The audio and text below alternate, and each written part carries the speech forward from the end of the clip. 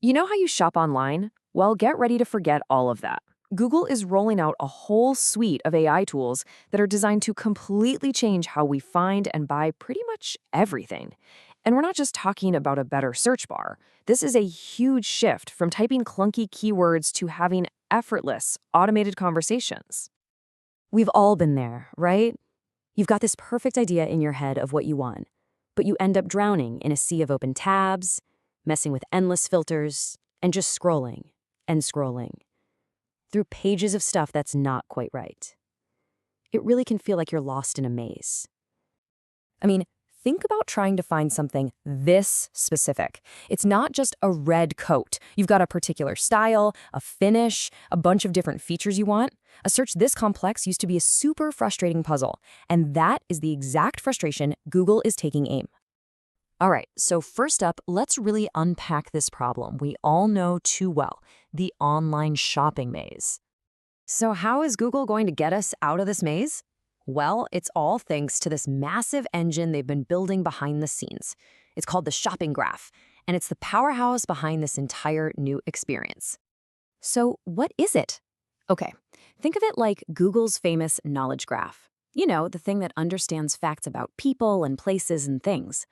Well, the shopping graph does the exact same thing, but for the entire world of commerce. We're talking products, sellers, brands, reviews, and even real-time inventory. And the scale here is just staggering. The shopping graph maps over 50 billion product listings.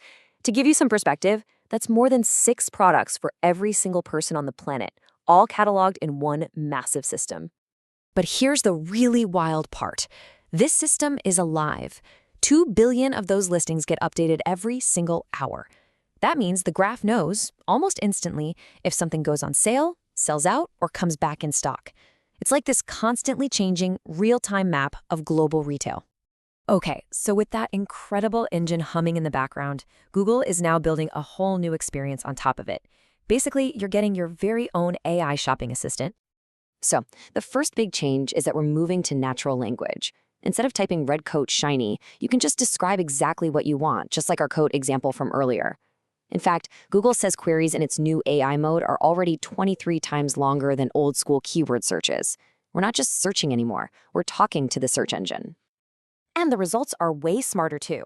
So let's say you're trying to decide between 2 products. The AI can actually pull the most important info from thousands of reviews and product descriptions, and then just serve it up to you in a simple side-by-side table.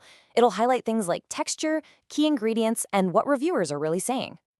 This next feature is kind of mind-blowing. If you're looking for something at a local store, you might see this option to let Google call. You just tap it, and Google's AI will physically call nearby stores for you, ask them if they have the item in stock and what the price is, and then it just sends you a neat little summary of what it found out.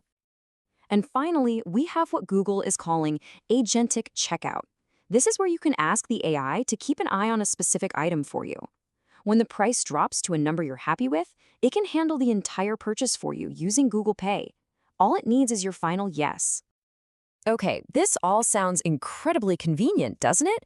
But with this much automation, we have to ask, what's the trade-off? And this brings us to the real heart of the matter, the tension between convenience and consolidation. Because when you collapse the entire shopping journey into a single AI assistant, the most critical question you can ask is, who gets cut out of the picture? Yeah, one source put it pretty starkly.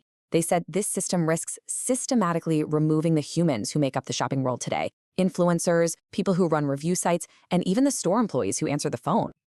And you can see that shift so clearly. The old journey, sure, it was chaotic, but it was also this rich ecosystem of different voices and places. TikTok, blogs, Reddit, price trackers. The new journey flattens all of that into a single direct line from you to the product. And it all happens inside Google. And this creates a really tough situation for small local merchants. I mean, do they have their staff spend time answering calls from Google's robot when the store is busy? Or do they opt out and risk becoming totally invisible to anyone using these new tools? It creates this new power dynamic where, to be seen, you almost have to play in Google's sandbox. So let's just step back for a minute and look at the bigger picture. What does this whole shift really tell us about the future of how we buy things? While the strategic endgame here seems to be about creating a completely closed loop. By handling every single step from your first idea all the way to the final purchase, Google gets this unprecedented look into your intentions, your budget, your preferences. This isn't just about selling one product. It's about owning the entire journey of commerce and all the valuable data that comes with it. And so, this is where we're left. These tools are, without a doubt, going to be amazingly convenient. But it forces us to ask a really crucial question. When convenience itself becomes the product, what exactly are we trading away to get it?